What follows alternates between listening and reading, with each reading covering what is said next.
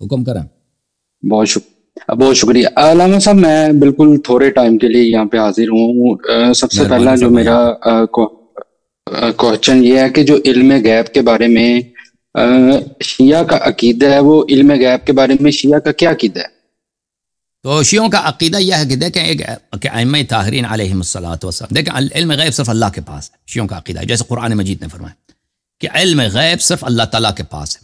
اللہ تعالیٰ نے اپنے حبیب صلی اللہ علیہ وآلہ وسلم کو بہت ساری چیزوں کا بتا دیا کہ بھئی آسمان، وہ عرش پہ گئے تھے، عرش ہم نے دیکھا نہیں ہے نا، عرش پہ گئے، جنت دیکھا انہوں نے، نار دیکھا، ملائکہ سے ملاقات کی، ملائکہ کو نماز پڑھا، انبیاء کو نماز پڑھا ہے، ٹھیک ہے نا. لیکن یہ سب علم غیب نہیں کہلاتا، کیونکہ اللہ تعالیٰ نے کی جانب سے ان کو عطا ہوا ہے. اللہ تعالیٰ نے ان کو دکھایا اور اللہ تعالیٰ نے ان کو علم دے دیا کہ بھئی دنیا میں کیا ہوا ہے، خلقت کے آغاز سے لے کر دنیا میں کیا گزرا، وہ اسرار، وہ رازیں جو کسی کو نہیں معلوم، اللہ نے اپنے حبیب صلی اللہ علیہ وسلم کو بتایا. اور پھر دنیا میں آگے کیا ہوگا وہ بھی اللہ تعالیٰ نے اب حبیب صلی اللہ علیہ وسلم کو بتایا. لیکن اس کا نام علم غیب نہیں ہے. اہل بیت علیہ السلام نے نہیں بولا کہ اس کو علم غیب بولا کرو، کیونکہ یہ اللہ تعالیٰ نے اپنے حبیب صلی اللہ علیہ وسلم کو دیا. علم غیب وہ ہے جو صرف اللہ کے پاس ہے. اور پھر رسول اللہ صلی اللہ علیہ وسلم نے یہ سارے علوم اپنے اوصیاء طاہرین اہل بیت علیہ السلام کو عطا کیے ہیں. تو اہل بیت علیہ السلام بہت ساری چیزوں کو جانتے ہیں، لیکن کچھ ایسی باتیں ہیں کہ اللہ تعالیٰ نے اس سے کسی کو آگاہ نہیں کیا، حبیب صلی اللہ علیہ وسلم کو بھی آگاہ نہیں کیا. وہ صرف مخصوص ہے اللہ کی ذات کے لیے، ٹھیک ہے نا. اللہ کے خزانے میں ایسی باتیں ہیں جو اللہ نے کسی کو نہیں بتایا. تو اور جو باتیں اللہ نے بتایا ہم ان کو نہیں جانتے، لیکن اللہ تعالیٰ نے رسول اللہ صلی اللہ علیہ وسلم کو بتایا، رسول اللہ صلی اللہ علیہ وسلم نے اپنے اوصیاء کو بتایا، لیکن ان کا نام علم غیب نہیں ہے. جی سر، یہ ہمارا عقیدہ ہے. اچھا علامہ صاحب، جو اللہ تعالیٰ نے قرآن مجید میں حضرت یوسف کے واقعات کو ذکر کرتے ہوئے کہا ہے کہ اے محبوب یہ غیب کی خبریں ہیں جو ہم نے آپ کی طرف وحی فرمائی، تو وہ تو حضرت یوسف کے دور میں ایک واقعہ ہو چکا ہے. تو جب اللہ نے نبی کریم صلی اللہ علیہ وسلم کو وہ بات بتائی تو اللہ خود کہہ رہا ہے کہ وہ غیب کی خبر ہے جو ہم نے آپ کی طرف وحی کی. تو اللہ تو خود کہہ رہا ہے کہ میں نے غیب بتایا ہے، واضح ہے کہ اے محبوب یہ غیب کی خبریں جو ہم نے آپ کی طرف وحی کی. تو اس کے بارے میں آپ کا کیا موقف ہے؟ تو وہ وحی ہمیں بھی پتہ نا، وہ وحی تو نبی صلی اللہ علیہ وسلم نے چھپایا تو نہیں نا، وہ وحی تو ہمارے پاس بھی ہے. تو ہم بھی علم غیب ہے ہمارے پاس بھی. اب جو بھی بچہ مسلمان سورہ یوسف اس نے پڑھا ہے تو کہتے ہیں اس کو علم غیب آتا ہے، وہ تو کوئی نہیں کہتا نا. ایک دفعہ ایک چیز جو اللہ کی جانب سے آ جاتا ہے اس کو علم غیب نہیں کہتے. کیوں؟ وہ اللہ جب تک اللہ نے نہیں بتایا تھا وہ علم غیب ہے، جب اللہ نے بتا دیا اب علم غیب نہیں ہے، ٹھیک ہے نا. اللہ نے اپنے حبیب صلی اللہ علیہ وسلم کو وہ صرف یوسف کے احوال نہیں، خلقت کے آغاز سے کیا ہوا ہے، قیامت اور قیامت کے بعد کیا ہوگا، سب اللہ کو نے بتا دیا اور دکھایا بھی ہے رسول صلی اللہ علیہ وسلم کو، ٹھیک ہے نا. نہیں تو علامہ صاحب اللہ پاک تو خود اس کو علم غیب کہہ رہے ہیں نا. میرا سوال آپ سے یہ ہے جیسے اللہ کہتا ہے کہ میں غیب کسی کو نہیں دیتا لیکن رسولوں میں سے جس کو چاہوں اسے غیب کا علم دیتا ہوں. میرا آپ سے کوشچن یہ ہے کہ اللہ پاک اس کو خود غیب کہہ رہا ہے، آپ کہہ رہے ہیں کہ یہ غیب نہیں ہے. صرف اصطلاح کی بات ہے نا، اصطلاح کی بات ہے وہ. بھلے دیکھیں اس کو دیکھیں کہ جب اللہ نے بتا دیا، سورہ یوسف علیہ السلام کو میں آپ کو کہتا ہوں نا، آپ سے کہتا ہوں، اب سورہ یوسف علیہ السلام علم غیب ہے. اللہ نے یوسف کی کہانی قرآن میں بتا دی، حدیث میں بھی ہم نے اور آپ نے سن لیا. اب سب مسلمانوں کو تقریباً پتہ ہے کہ یوسف کے ساتھ کیا ہوا، کچھ کو زیادہ تفصیل پتہ ہے، کچھ کو کم. اچھا اب ہمارے بچے جانتے ہیں اس کو، خواتین بھی جانتی ہیں، اس کا ڈرامہ بھی کئی بن گیا بھائی یوسف علیہ السلام کا. آپ مجھے بتائیں کہ ہم سب علم غیب جانتے ہیں؟ کوئی کہتا ہے نہیں ختم بات. علامہ صاحب اچھا تو اللہ پاک نے جب سورۃ آل عمران میں فرمایا کہ وہ غیب پر کسی کو مطلع نہیں کرتا لیکن جسے چاہے وہ علم غیب دیتا ہے اسے چن لیتا ہے، تو یہ اس روایت کے بارے میں آپ کا کیا موقف؟ بالکل اس میں یہ نہیں ہے کہ جس اب عالم الغیب فلا یظہر علی غیبہ احدا الا من ارتضی من رسول. اللہ تعالیٰ عالم غیب ہے، اپنے غیب پہ کسی کو مطلع نہیں کرتا مگر یہ کہ ایسا رسول ہو جس سے اللہ راضی ہو، جس کو اللہ چاہے کہ اس کو اس غیب سے آگاہ کرے. اس آیت میں یہ نہیں ہے کہ اب اس کو آگاہ کیا تو اس کا علم اب علم غیب کہلائے گا، ٹھیک ہے نا. بات ہو رہی ہے صرف اصطلاح کی. دیکھیں اصطلاح کی بات یہ ہے، اس پہ ہم نہیں، اس کا کوئی شیعہ منکر نہیں. اکثر شیعہ سے پوچھیں نا، کہتے ہیں شیعہ مولیوں سے بھی پوچھیں کہ کیا نبی کو علم غیب آتا ہے، وہ کہتے ہیں جی ہاں نبی صلی اللہ علیہ وسلم کو علم غیب آتا ہے، وہی کہیں گے آپ کو. شیعہ ذاکرین سے بھی پوچھیں کہ ائمہ علیہ السلام کو علم غیب آتا ہے، وہ کہیں گے علم غیب آتا ہے، لیکن ان کو نہیں معلوم، شیعہ علماء کو نہیں معلوم، شیعہ ذاکرین کو نہیں معلوم کہ اہل بیت علیہ السلام کو اس اپنے علم کو علم غیب کہنے سے منع فرمایا کہ اس کو علم غیب نہ بولا کرو.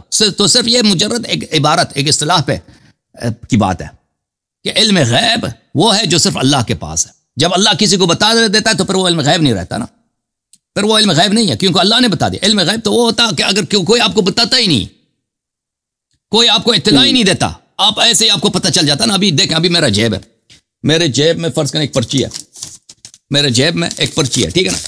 اس پرچی میں دیکھیں کسی کا فرض کریں کسی کا فون نمبر ہے, اس کا نام بھی لکھا ہے, ٹھیک ہے نا. ایک شخص ہے, اس کا نام ہے, فون نمبر بھی ہے.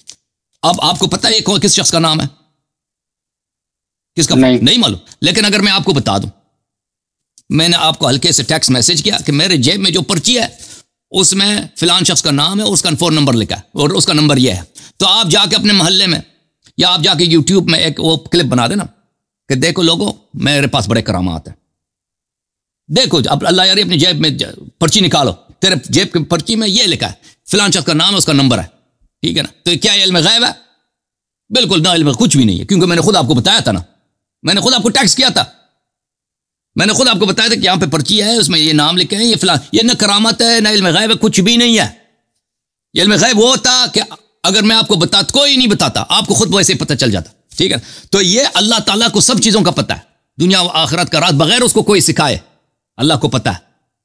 اللہ تعالیٰ بغیر سیکھے ہوئے, بغیر کوئی اس کو سیکھنے کی کوئی بتانے کی ضرورت نہیں, ہر چیز اللہ تعالیٰ کو پتہ ہے, آئندہ کیا ہوگا سب کا پتہ ہے. ہمارے نبی صلی اللہ علیہ وآلہ وسلم کے لیے اللہ کی جانب سے ٹیکسٹ آیا, جیسے ہم ٹیکسٹ بھیجتے ہیں نا, مطلب ٹیکسٹ یعنی اللہ کی جانب سے وحی پیغام آیا, ان کے قلب مبارک پہ جبرائیل نے ان کو سنایا, جبرائیل سے ملاقات ہوئی, تو یہ جو آیا ہے اللہ کی جانب سے, تو کسی حدیث میں نہیں ہے, یعنی کم از کم ہماری کتابوں میں کسی حدیث میں نہیں ہے, قرآن کی کسی آیہ میں نہیں کہ اہل بیت علیہ السلام کے پاس یہ جو بے نہایت علم ہے کہ پہلے کیا ہوا ہے, آئندہ کیا ہوگا, آسمانوں میں کیا خبریں, کہ انہوں نے کہا یہ علم غیب ہے, اس کا نام ہے, بلکہ ان کے حدیث میں ہے کہ یہ علم غیب نہیں ہے. ان شارٹ یہ ہے کہ جب اللہ نے نبی کریم صلی اللہ علیہ وسلم کو کوئی بات بتائی تو وہ علم غیب نہیں رہتا. بالکل یہی کہنا چاہ رہے ہیں آپ. بالکل یہ منصوص ہے. ایک میں اس کا حدیث آپ کو دکھاؤں, حدیث آپ کو دکھاؤں, جی دکھائیں مجھے اس کی, میں اس کا حدیث آپ کو دکھا دیتا ہوں تاکہ کسی کے دل میں شبہ نہ رہے. آپ کو پتہ ہے کہ حضرت امیر المؤمنین علی علیہ الصلوۃ والسلام کی جو شہادت ہے وہ کب ہوئی ہے؟ وہ ہوئی ہے سنہ 40 کو, پتہ ہے. اور مغول جو آئے تھے, مغول وہ چنگیز خان کا جو لشکر تھا, اس کا ایک پوتا تھا, ہلاکو خان نام ہے اس کا. ہلاکو خان وہ مغل بادشاہ تھا, وہ مغل فاتح تھا جس نے بغداد فتح کیا تھا. بغداد اس زمانے میں عالم اسلام کا دار الخلافہ تھا, ٹھیک ہے نا. تو اسٹرانگ ہولڈ مسلمانوں کا کہاں تھا؟ بغداد تھا. اس سے پہلے تو چنگیز والوں نے بہت سارے علاقے فتح کیے تھے, لیکن اصل جو جہاں پہ مسلمانوں کا سینٹر تھا علمی لحاظ سے, پولیٹیکل لحاظ سے, عسکری لحاظ سے, وہ بغداد تھا, اور وہ بنی عباس مستعصم تھا. تو سنہ 656 یا 659 ہے, اب مجھے میں شک پڑ گیا نا, یعنی 650 اور 660 کے درمیان ہے.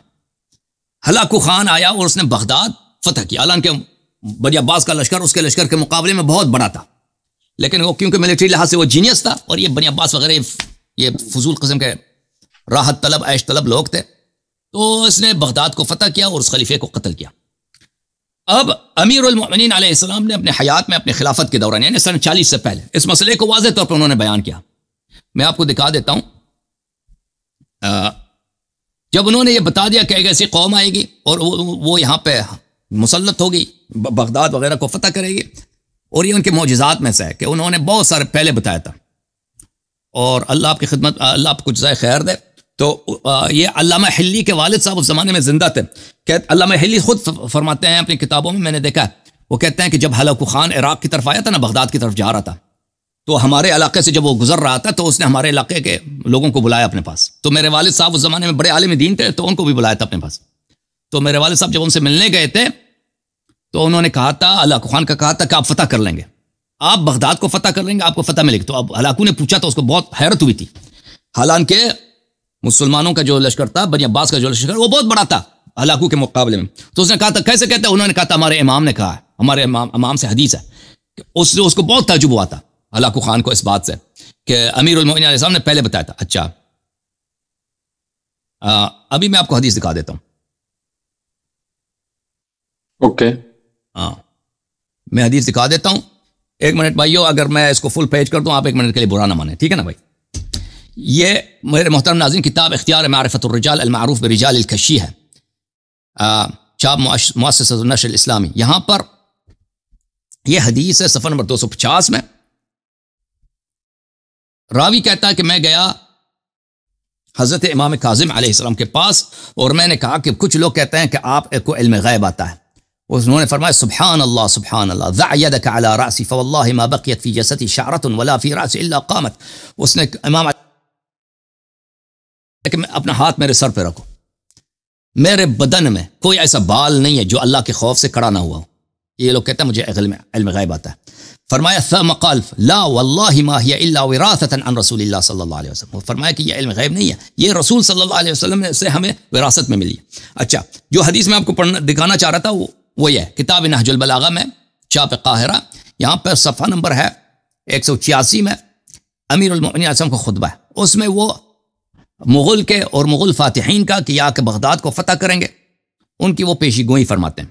ٹھیک ہے، ان کا چہرہ کیسا ہوگا، ان کا کیسے وہ بہادر ہوں گے اور کس طرح فتح کریں گے اور کیسے ان کا لباس کیسے، وہ یہ بتاتے ہیں. تو جب یہ بتایا ہے تو ایک شخص وہاں پہ تھا، وہ قبیلہ بنی کلب سے تھا. اس نے کہا لقد اعطیت یا امیر المؤمنین علم الغیب.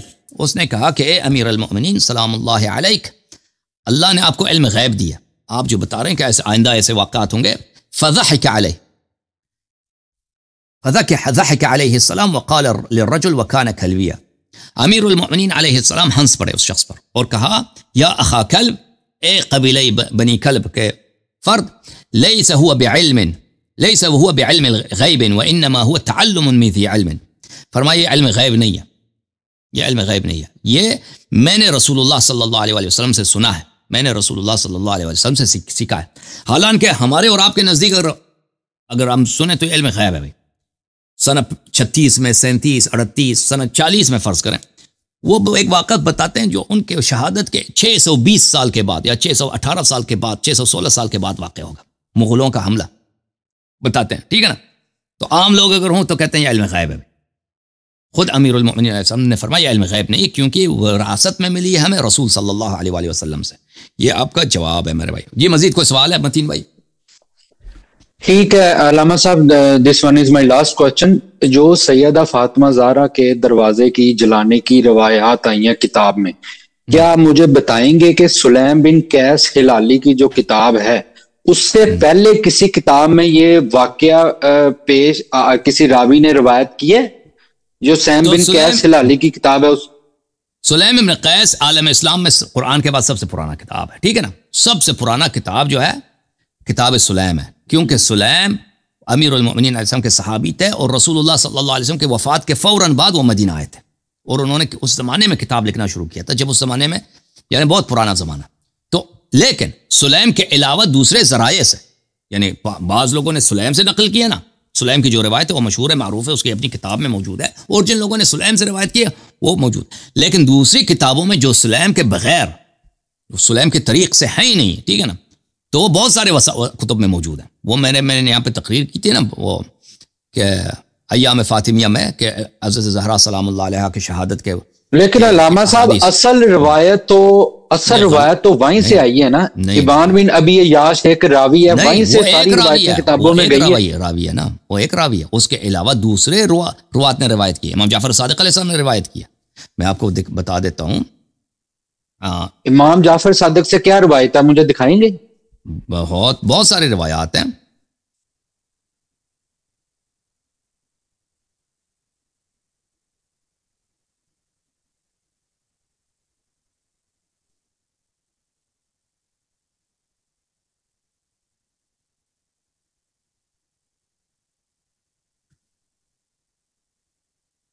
یہ کتاب ہے کامل الزیارات، یہ نہایت ہی معتبر کتاب ہے شیعہ مذہب میں. ابن قولویہ نے لکھی ہے، ان کی وفات ہے سنہ 368 میں. وہاں اس کتاب میں باب 108 میں حدیث نمبر ہے 12، صفحہ نمبر ہے 547، یہاں پہ شروع ہوتی ہے حدیث نمبر 12 صفحے کے آخر میں، ٹھیک ہے نا. یہاں پر اللہ جب حضرت امام جعفر صادق علیہ السلام کی حدیث ہے کہ جب رسول اللہ صلی اللہ علیہ وسلم آسمان میں گئے تھے معراج کے لیے تو اللہ تعالیٰ سے ان سے مخاطبہ ہوا تھا. اللہ تعالیٰ نے کہا تھا کہ میں 3 چیزوں میں تیرا امتحان لوں گا یا حبیب صلی اللہ علیہ وسلم، تاکہ تیرے صبر کا امتحان لوں گا. رسول اللہ صلی اللہ علیہ وسلم نے فرمایا کہ میں تیرے امر کے سامنے، تیرے حکم کے سامنے تسلیم ہوں میں میرے رب، اور میں تیرے سے قوت مانگتا ہوں اور تیرے سے مدد مانگتا ہوں صبر کرنے کی. تو اللہ کی جانب سے آیا کہ پھر رسول صلی اللہ علیہ وسلم نے دریافت کیا کہ وہ 3 باتیں کون سی ہیں جن سے میرا امتحان لوگے. تو فرمایا کہ پہلا جو ہے بھوک، اور یہ کہ آپ کے پاس جو پیسے آئیں گے، جو مال آئے گا، جو طعام آئے گا، وہ دوسرے فقراء میں آپ تقسیم کریں گے. یہ خود آپ محتاج ہوں گے، اہل خانہ آپ کے محتاج بھوکے ہوں گے، لیکن آپ کو اپنے پیٹ سے کاٹ کر اپنے گھر والوں کے پیٹ سے، اہل بیت کے پیٹ سے کاٹ کر دوسروں کو دینا ہوگا. رسول صلی اللہ علیہ وسلم نے عرض کیا یا رب ورضیت وسلمت ومنک التوفیق والصبر، میں راضی ہوں، میں نے مان لیا ہے اور تجھ سے میں صبر کروں گا اور تجھ سے توفیق مانگتا ہوں. دوسرا یہ ہے کہ لوگ تیری تکذیب کریں گے اور تو شدید خوف میں، ہر طرف سے دشمن ہوں گے، سب قبائل تیرے دشمن ہوں گے، تیرے خون کے پیاسے ہوں گے، شدید خوف سے تیرا میں امتحان لوں گا، اور اہل کفر تجھ پہ حملے کریں گے، بڑے سخت ایام آئیں گے. تو رسول صلی اللہ علیہ وسلم نے عرض کیا کہ یا رب میں تجھ سے توفیق مانگتا ہوں، میں راضی ہوں اور میں صبر کروں گا اور تجھ سے مانگتا ہوں. پھر تیسرا جو امتحان ہوگا تیرے اہل بیت، تیرے بعد تیرے اہل بیت کا، وہ قتل کیا جائیں گے اور وہ ان کو بے گھر کیا جائے گا، اسیری دیکھیں گے، بہت ساری باتیں. تو رسول صلی اللہ علیہ وسلم کو اللہ نے اس وقت بتایا تھا کہ وَأَمَّا ابْنَتُكَ، جہاں تک آپ کی بیٹی کا تعلق ہے، اور آج ان کا شب ولادت ہے، ٹھیک ہے نا. یہ حدیث پڑھنا، ان کی غم والی حدیث ان کی ولادت کے موقع پہ مناسب نہیں ہے، لیکن آپ نے سوال کیا. آپ کی بیٹی جو ہے ان پہ ظلم کیا جائے گا آپ کے بعد، اور ان کے حق سے محروم کیا جائے گا، اور وَيُؤْخَذُ حَقُّهَا غَصْبًا الَّذِي تَجْعَلُهَا لَهَا، اور آپ ان کے لیے جو حق معین کریں گے، چور ان غصب کریں گے، ان کو لے لیں گے، ان سے زبردستی چھین لیں گے. وَتُضْرَبُ وَهِيَ حَامِلٌ، اور ان کو آپ کی امت والے ماریں گے حالانکہ وہ ان کے پیٹ میں بچہ بھی ہے، اور ان کے يُدْخَلُ عَلَيْهَا وَعَلَى حَرِيمِهَا وَمَنزِلِهَا بغیر اذن، ان کے گھر میں آپ کے صحابہ ان کے اذن کے بغیر، ان کے اجازت کے بغیر زبردستی داخل ہوں گے، اور ان کو بڑی خواری اور بڑی حد کے حرمت کا احساس ہوگا. لا تجد مانع، اور کوئی ان کو فریاد رس نہیں ہوگا. وَتَطْرَحُ مَا فِي بَطْنِهَا مِنَ الضَّرْبِ، اور اس مارنے کی وجہ سے، اس ضرب کی وجہ سے ان کے پیٹ سے بچہ سخت ہوگا. وَتَمُوتُ مِنْ ذَلِكَ الضَّرْبِ، اور حضرت صدیقہ طاہرہ سلام اللہ علیہ اسی ضرب کی وجہ سے وہ شہید ہو جائیں گے، دنیا سے چلی جائیں گے، ٹھیک ہے نا. یہ حدیث قدسی میں اللہ نے شب معراج رسول اللہ صلی اللہ علیہ وسلم کو بتایا تھا. اس کے راوی کون ہے؟ اس کے راوی امام جعفر صادق علیہ السلام ہے، اور اس کا سلیم سے کوئی تعلق ہی نہیں. اس کے علاوہ بھی مزید بہت سارے روایات ہیں. اوکے جناب، متین صاحب سمجھ آئیے؟ علامہ صاحب یہ روایت غلط بھی تو ہو سکتی ہے، ضروری ہے ہر کتاب میں جو لکھا ہے وہ ٹھیک لکھا ہے؟ کیا ہر کتاب میں جو بھی بات لکھی ہے وہ ہر یہ ہمارے نزدیک یہ کتاب ہے. اگر شیعہ مذہب میں کوئی کتاب صحیح ہے وہ تو یہی کتاب ہے کامل الزیارات ہے. یہ نہایت ہی متقن کتاب، صحیح کتاب ہے، ٹھیک ہے نا. یہاں اس حد تک کہ یہاں اس کے سند میں اگر کوئی راوی کا ذکر بھی ہو تو کیونکہ اس کتاب میں مذکور ہے، اس کی وجہ سے اس کی تعدیل ہوتی ہے. ہمارے ہاں اس کو عادل کہا جائے گا کیونکہ اس کی روایت جو کہتے ہیں کامل الزیارات میں، ٹھیک ہے نا. ایسی بات نہیں. کوئی بھی راوی آئے گا اس تو یہ جو مولوی اسحاق نے جو جھوٹ مشہور کیا تھا کہ شیعوں کے پاس صرف سلیم سے روایت موجود ہے، وہ اس کی یا عدم فہم ہے، عدم اطلاع ہے، یا اس کی جو ہے کیا ہے، اس کی غلط بیانی ہے، جھوٹ لوگوں کو جھوٹ سنایا کہ شیعوں کے پاس جی صرف سلیم کے طریق سے ہے. سلیم کے طریق کے علاوہ بہت سارے طرق موجود ہیں. یہ ایک طریق ہے، اس کے علاوہ بھی بہت سارے طرق ہیں، ٹھیک ہے نا بھائی جی. ٹھیک ہے علامہ صاحب، بہت بہت شکریہ. اللہ آپ کو جزائے خیر. خدا